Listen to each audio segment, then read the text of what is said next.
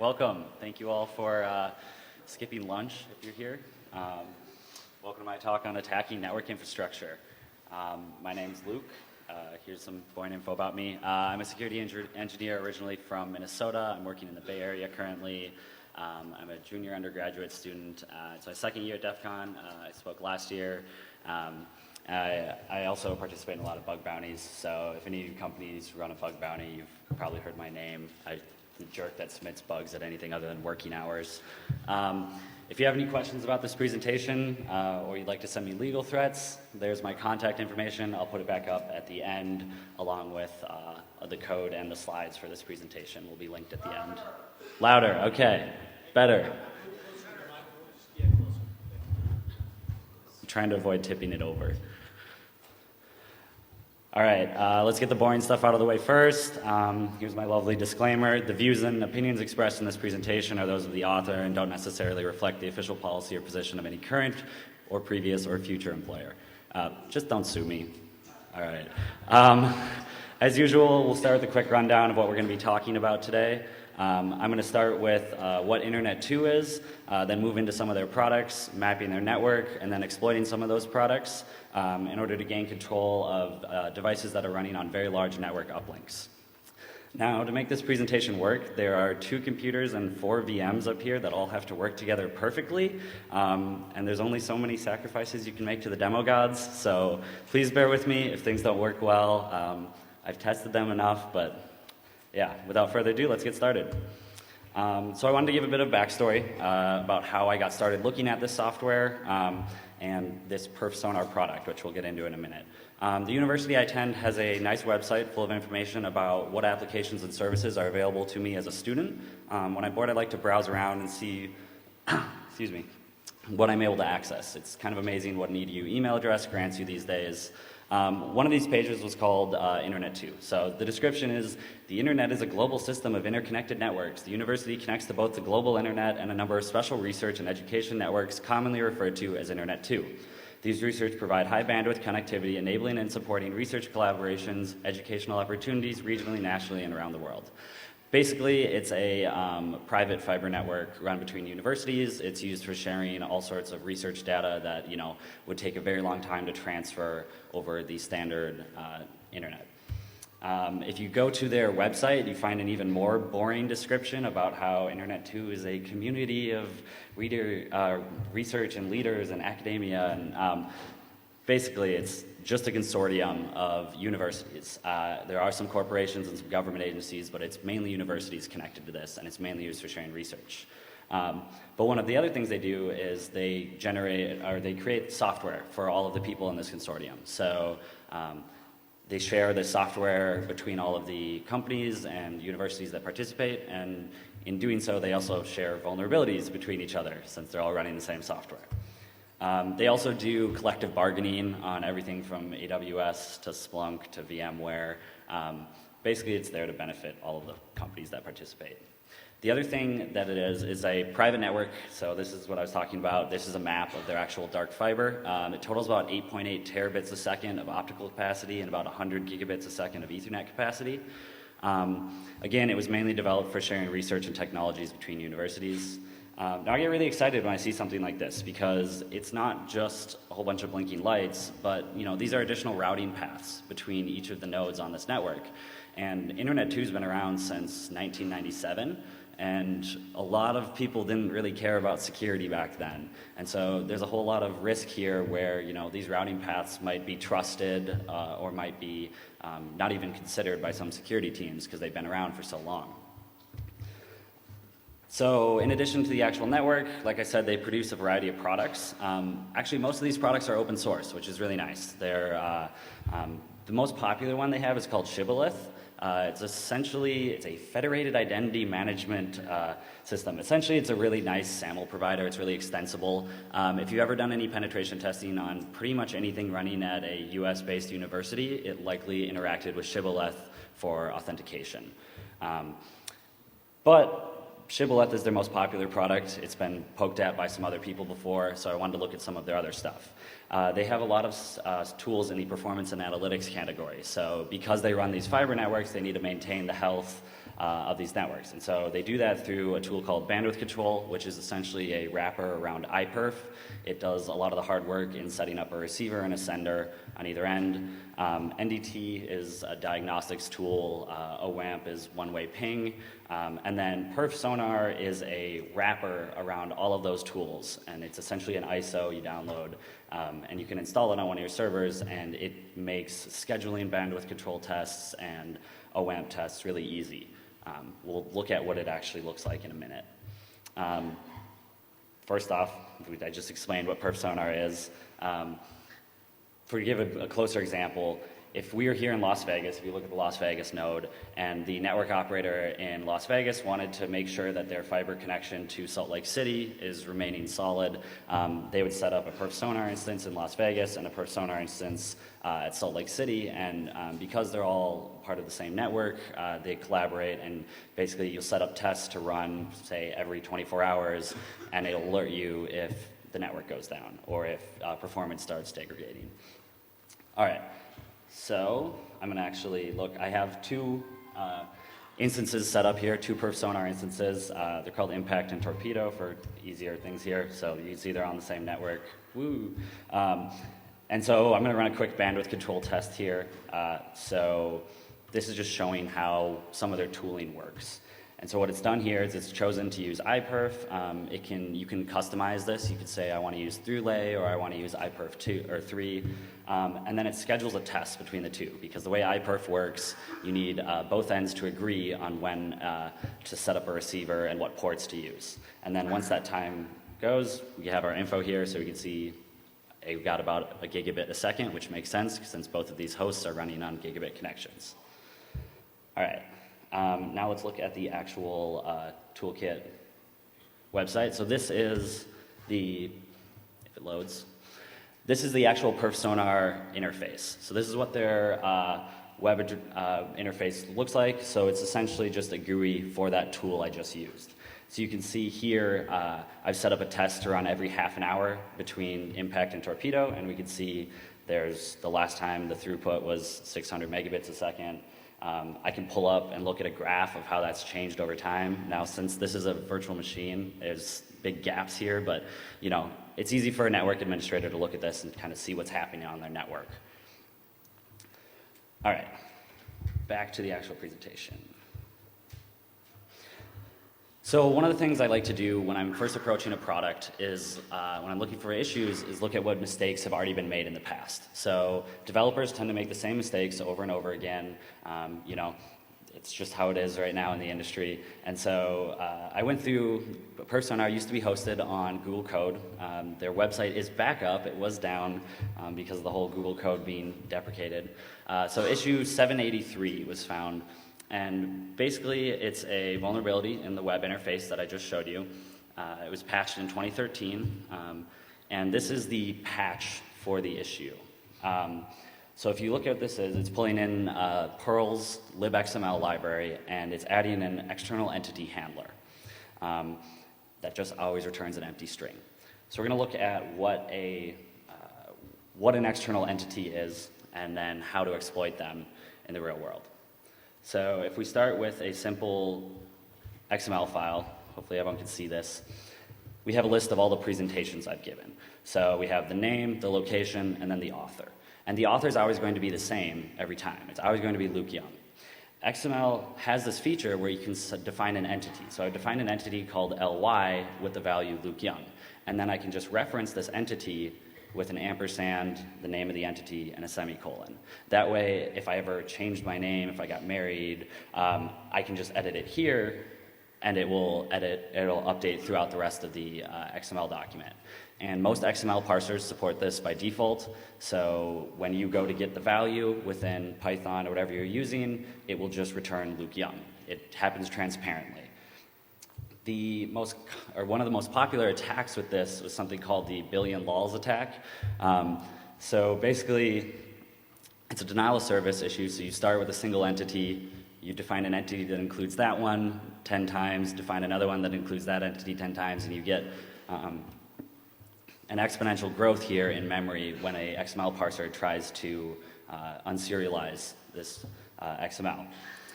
And for the most part, this actually here expands to something like 16 gigabytes of memory, and will actually crash most applications that have XML entities enabled. But denial of service vulns in this context are kind of lame. Just crashing this software is boring. It's not something we're looking for. So the more interesting feature of XML is something called external entities. So you can define a system entity with a file URL. And basically what this will do is it will actually load the contents of that file and inject it into the XML. So in this case, I'm going to load in Etsy password and fill it in right here. This was originally intended for people that have multiple XML files, and they can actually include other XML files within that. That way you just load in one and it magically pulls in all the rest of the files, but you can have a nice folder structure where you don't have to have everything in a giant XML file. However, there's obviously a lot of potential for abuse here because you could actually include a file from the system. So back to the actual issue. The patch for this issue was to make, whenever loading an external entity, it will return an empty string. That will not prevent the denial of service issue we just referenced, but anytime we try to do something like load a file URL, that will fail. So first thing I'm just going to do, I'm going to take, I've actually rsynced the file system off one of these devices, and I'm going to just search for libxml new without an external entity handler defined. So we're looking to see if they missed anything, or if someone added new endpoints where they forgot to add this patch.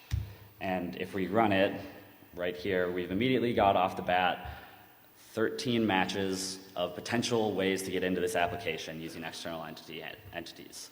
Now this is actually a bit of a false positive because some of these are libraries that are all symlinked, and so Sublime thinks they're different files, but there's actually only about 6 different ones here. The particular one that's vulnerable is in NMWG message. So as you can see here, it defines a libxml handler. It doesn't set up a way to block external entities, and then it parses in a file. And if we trace this all the way back up the stack, this is accessible as an external user. So that request looks a little bit like this. So we're going to send a SOAP request. Any of you have done stuff with XML, you probably know what SOAP is. And then we'll define this NMWG message handler, and then within here we're going to include Etsy password. So this file right here, we're actually going to try and do this live now. So we're going to send a post request to the OPPD daemon on this server, which traces all the way back to that Perl file. And if we run it, there's Etsy password off one of the systems. So next thing I want to do, the authentication in this application is handled by Etsy Shadow, so I'm just going to read Etsy Shadow instead. This is a file I didn't show, it's just the exact same thing except for Etsy Shadow, and it doesn't work. So the reason this happens here, it actually just sends us an extremely verbose error message that it can't read that file. And so the reason that's happening is because the OPPD daemon isn't running as root on this device. So we don't have permission to read this file, and we can read other stuff off the system. For example, we can read a SQL, somewhere in here, SQL passwords off the system. We can read configuration files. However, none of it was really exploitable, actually. So while we can read arbitrary files, because authentication is handled by Etsy Shadow, we couldn't get admin users, we couldn't get anything interesting. The SQL database is blocked off, so it's only accessible by localhost. And so I hit a complete dead end here. So if we go back to the presentation, the point I was at here was I was able to find cross-site scripting kind of everywhere. But cross-site scripting vulns are kind of lame. You have to get an admin to click a link while they're logged in, and no one logs into these devices that often. And it seemed there was a lot of XXE. As you saw, there were other issues there. However, getting RCE just seemed like an impossible task. I actually put it down for like a month and finally came back to it later. And I found something called bandwidthgraph.cgi. So when I pulled up that graph a second ago, that was bandwidthgraph.cgi. So this endpoint handles graphing historical bandwidth data of tests. And if we actually look at the data and the source code for this, we can see something interesting. So there's a eval call on an attribute from the XML data that is sent in here. And if we trace this all the way back up, we're going to get into exploiting it now. Let's take a look at here. Let me show. Here's some example performance data.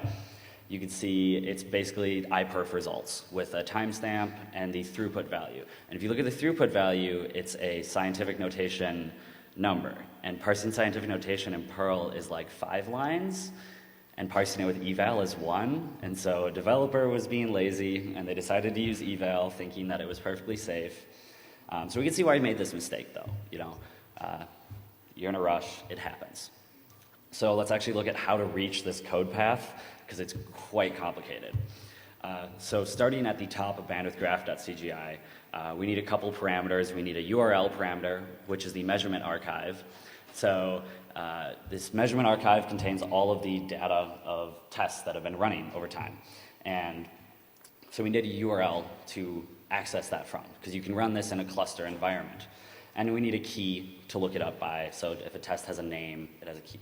So assuming we have both of those, we get all the way down into this getData function, which goes and sets up a data request, makes a request to the measurement archive, and then pulls out this datum XML attribute. Long story short, gets all the way down to throughput. There's actually a second step in here too, though. So the way the measurement archive works is when it makes a request, it first sends an echo request. And we have to echo that back with a success message before it will request the data. And so the reason that handshake is there is to avoid actually kind of an attack scenario here where you're pointing it at an attacker-controlled system. However, since we have complete access to the source code and this is open source, we're able to actually generate that correct echo request back. So this is what a example echo request looks like.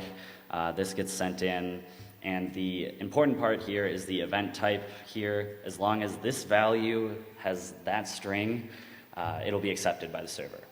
And then following that, we'll send back our actual exploit string. So if we look in the throughput parameter here, we've put backtick, who am I, backtick, because it's executing Perl. In Perl, you can put backticks, and it'll drop to a shell. So here's our example exploit. Now I actually have a script to do that. And all of these scripts will be available, actually are available right now, if you have the link. All right, so we have a simple server here. It's going to handle all of the magic of sending an echo request and then sending the exploit string. And if we actually pull up bandwidthgraph.cgi, and you can see we provided the key parameter. In this case, it doesn't matter what it is because we control the server, and then the URL to access our server at. And we don't see anything interesting here on the page, but if we actually look at the source code, we can see right here in the source code, it's printed out the results of who am I. So taking that a step further, we can put a full, this is just a Python PTY callback, so we can actually get an actual shell on this device instead of having to run commands one at a time. We refresh the page, and we have a full shell now. All right, so you can see we're running as Apache. So same thing here. We want a cat, Etsy Shadow, and it doesn't work again. So we're kind of stuck. Having regular RC, fun, but we want root RC. So, back to the presentation.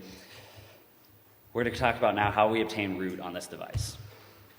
So if we actually pull up the PerfSonar toolkit interface, it has the ability to change configuration settings.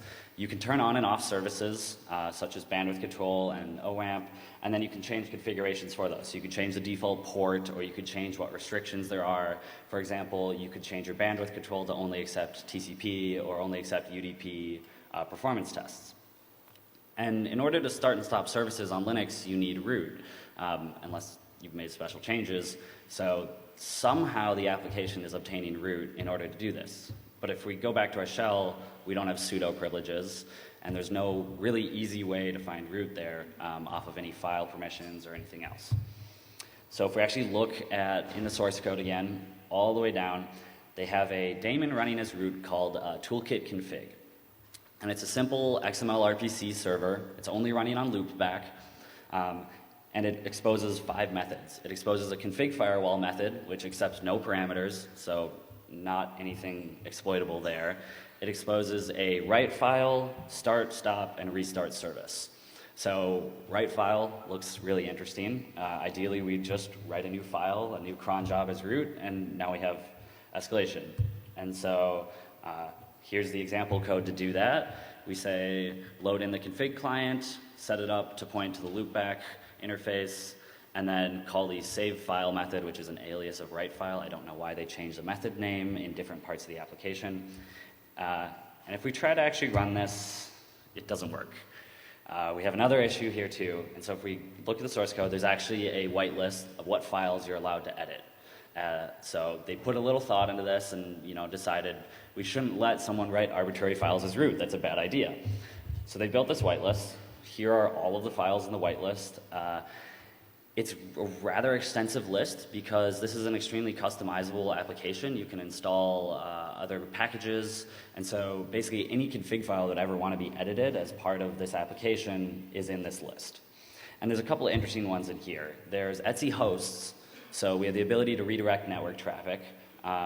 There's Etsy NTP, so if we have any cert issues, we can change the time on the host, along with a bunch of Perf-Sonar software, so bandwidth control, OWAMP, NDT, and we can edit all of those. We can also write HTML files, since we're Apache, so we could drop a cross-site scripting payload, but again, not very interesting. We want root on this device. So if we look at the bandwidth control configuration, this is an excerpt from it. It's got a user and a group, so it drops privileges immediately after running, and then a post hook parameter at the bottom. And so what this is, it's similar to a git hook. What happens is after a successful bandwidth control test, it executes the post hook. And so since we can edit this config manager, we can change the user and group so that the application never drops privileges, it's running as root, and then we point it to a post hook controlled by our Apache user. That way, when we trigger a successful test, it's going to trigger our post hook parameter as root. So in order to actually do that, it's a little more complicated. We don't want to let the network administrator notice that something's broken. So we have to do this as quickly as possible and then restore it back to its original configuration as quickly as possible. So we're going to back up the original config, stop bandwidth control, write our post hook, write the new bandwidth control config, start bandwidth control, trigger a session, which has to be successful, which will trigger our post hook, stop bandwidth control, remove our post hook so we delete our evidence, and restore the original bandwidth control config, and then start it back up again.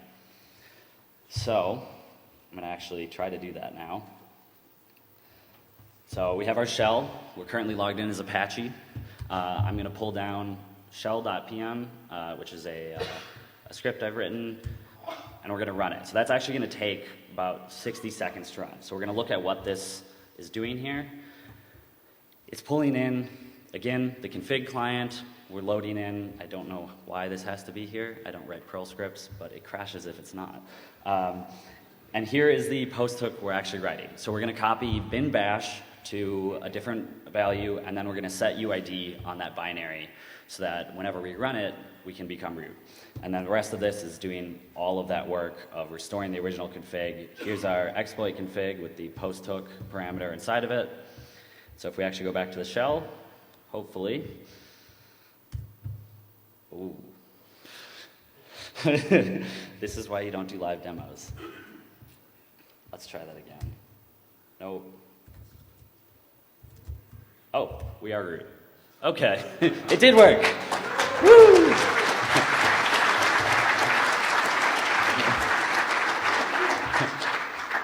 Awesome. Now, that's fun. We have root on these devices. Who cares? Is anyone actually even running these things? So, I happened to stumble across this. It's an obscure application. Are these running anywhere in the wild? Was my next step. So, next goal is to try to find out where these are running. I don't have an ISP that plays nice with mass scanning the entire IPv4 internet space, so I had to find a nicer way to locate these devices. So if you actually look at a example, here's a live instance of one of these running, we can see there's all sorts of information here. This is unauthenticated. You can view all of this. You don't need any creds. You can see what services are running, what ports they're running on, and more importantly, you can see the interfaces on the right there. So you can see information about if they're connected, if they're dual homed, and they are connected to an internal private network. You can see the MAC address of the devices, and you can actually see the speed of the card according to ETHTool. So we can tell if there's a 10 gigabit card inside of each device without even authenticating. The other thing we have here at the bottom is test results. So you can actually see what application or what other hosts each of these instances is testing against. So the idea is we start with one of these nodes, we ask it who they're testing against, and then we ask each of those nodes who they're testing against, and we map the entire network that way. But we still need some starting nodes. And so if only there was a nice public database of all of these devices. Oh, wait, if you look in the corner up here, there's globally registered, which is pretty much exactly what you think it is.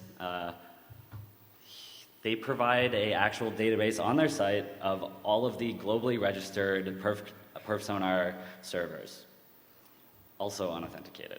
It even has a pretty web interface. So here's the idea. We start with the public list, because there are still unlisted instances, and we map the network from there on. So you can see the grayed out ones represent ones that aren't publicly registered, but we can locate them through the other ones. All right. So doing that, I actually wrote it's about a 300-line Golang script that does this exactly what I've just described. It pulls down the list of all the publicly registered instances, maps them all, asks them who they're testing with, maps all of them, and it pulls down the interface data from each of those. It takes about 4 minutes to map the entire network from my gigabit connection. That could probably be improved. It's not actually saturating that. My code kind of sucks, but it's open source. Someone else can fix it. So what I actually do is kind of take all of this data and load it into Splunk. So Splunk didn't sponsor me or anything, I just like Splunk. Using all of that, as of April 29th, when I mapped the network, there were 970 publicly routable nodes, combined to 12.51 terabytes of RAM across all of them, and 29.85 terahertz of CPU cycles across all these devices. It's easier to understand terms. The average node has 13 gigabytes of RAM and 12 cores at 2.6 gigahertz. All right.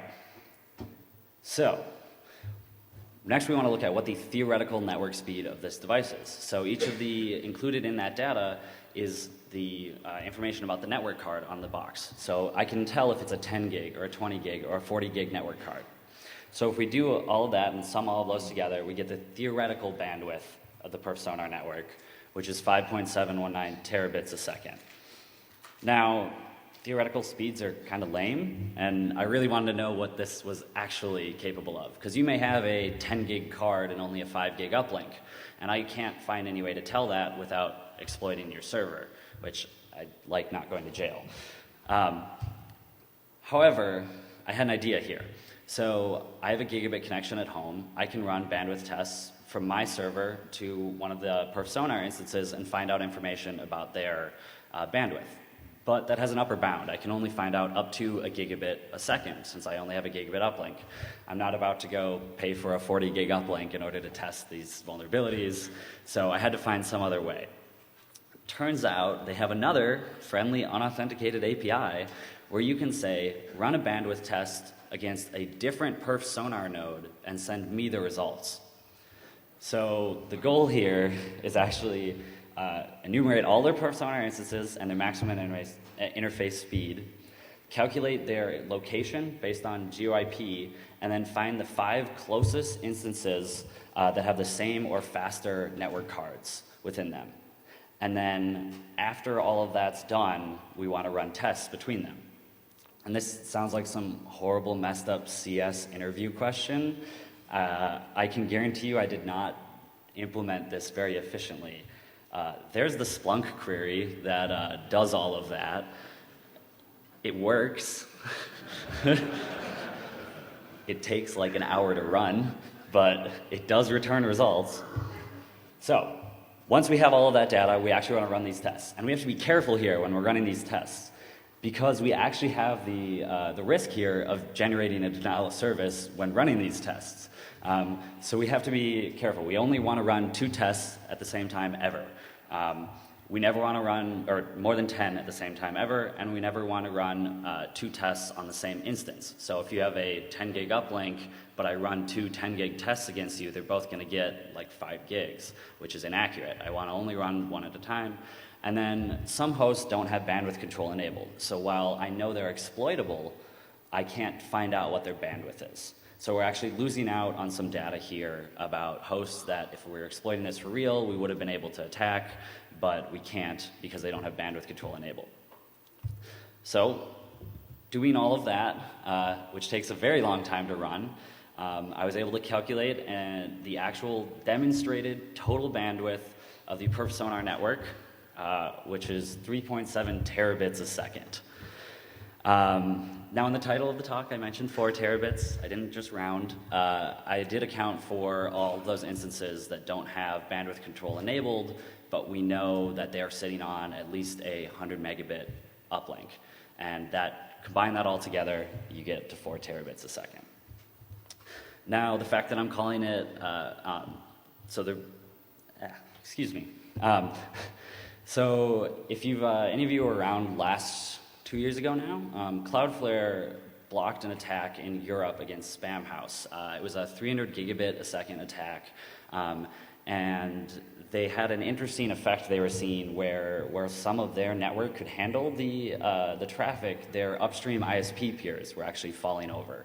And that's one of the risks here when you have that much bandwidth. And that was 300 gigabits a second. Given that was 2 years ago, this is 4 terabits a second. And we have complete control of the packets being sent. Because we are root on this device, this isn't something like DNS amplification where, if you have the right firewall rule, you can block that traffic. This is, I could send you 4 terabits a second of legitimate HTTP requests. Assuming the network cards can push that out, it's really hard to filter something like that because it could be legitimate traffic. Given there are actually some interesting ways to defend against stuff like this. All right, so on to the live demo. Hopefully, we're going to take down a site here, not someone else's site, again. So the initial version of this talk, I have a couple perf sonar instances running at home, and I was planning on attacking a server co-located in a data center. And I launched the attack while doing rehearsals, and my phone blew up because I crashed the network at the house, and there were about 18 dudes pissed off at me that their internet didn't work. And about 10 minutes later, I got a letter from the ISP saying, please stop doing that. So we're going to cheat a little, and we're going to attack some VMs here. So we have a simple server, HTTP server, running on Poncho here. I'm going to download a simple DDoS script, and hopefully, it's really hard to see, but that is just sitting there spinning right now. So, ta-da!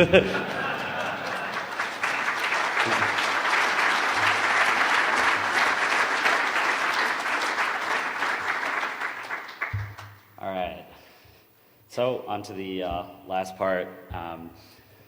So I reported all of these issues to perf sonar. Sorry to disappoint you, you can't actually go exploit these right now, though I would highly encourage people to continue looking at this software. It is a legacy Perl application. I don't think I found everything by any means. I kind of stopped once I had a full chain all the way to root. And it is interesting, and they are very responsive. So this was one of the pull requests. Since it's all open source, I just fixed the issues myself. And the team was extremely friendly. They fixed the issues, merged my request within 24 hours, and pushed out a new build pretty much immediately. And the great part is all of these instances have auto updates enabled. So pretty much everyone on the network is upgraded at this point. That was about a month ago that build got pushed out. So when you do find security issues, they typically are patched very quickly by them. So that's great. Was very happy with the response time by them. And then finishing this up, all of the exploit code has been released on my GitHub along with the slides. You could also go to that URL, board.engineer, has links to it right there if you don't want to remember that. As promised, here's my contact info again. We got out a little early this time, so you have some time to make it to your next talk. If people have questions, feel free to...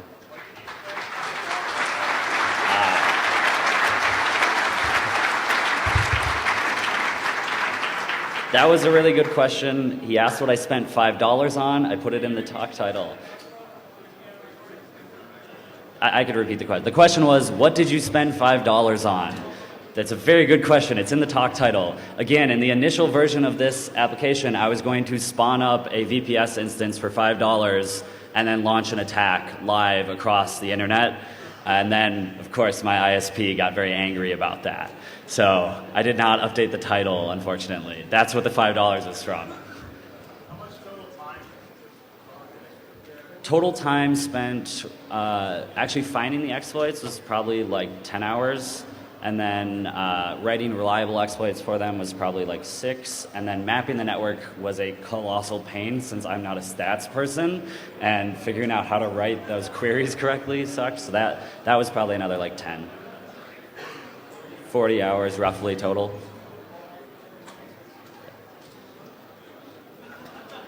Thank you all. Have a great DEF CON. Too bad. Thanks.